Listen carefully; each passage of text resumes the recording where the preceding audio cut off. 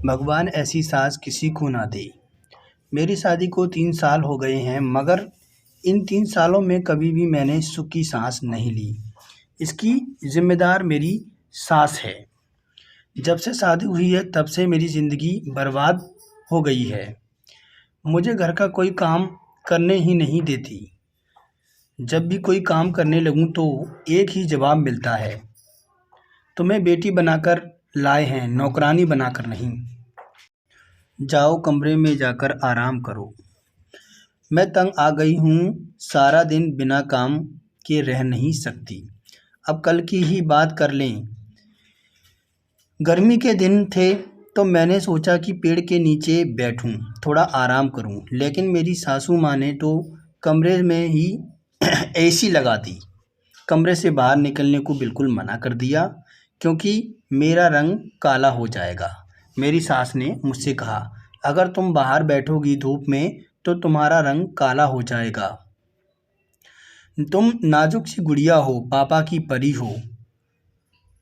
क्या करूं, इतना दिल करता है कि घर के कामकाज करूं, सारे कामकाज करूं, लेकिन सासू माँ नहीं करने देती। मायके जाऊं तो माँ डांटती है कि ससुराल में हाथ बटाया करो। अब कल ही मैंने सासू माँ से कहा कि मुझे किचन में काम करने दें, तो मुझे पार्लर भेज दिया, यानी कि ब्यूटी पार्लर भेज दिया। कहने लगी, अपनी लुक संवार लो, घर के कामकाज के लिए तुम्हारी ननद है ना। अब तीनों टाइम खाना कमरे में ही मिल जाता है, अब चाय भी मुझे मेरे बेड पर ही मिल जाती है। मैंने अपने पति से शिकायत की। पति ने कहा कि इस मामले में मैं कुछ नहीं कह सकता, मैं माँ से बात नहीं कर सकता, तुम्हें ही कुछ करना होगा। आज सुबह ही सासू माँ पति से कह रही थी, इसे किसी ठंडी जगह पर घुमाने ले जाओ, यहाँ बहुत गर्मी पड़ रही है।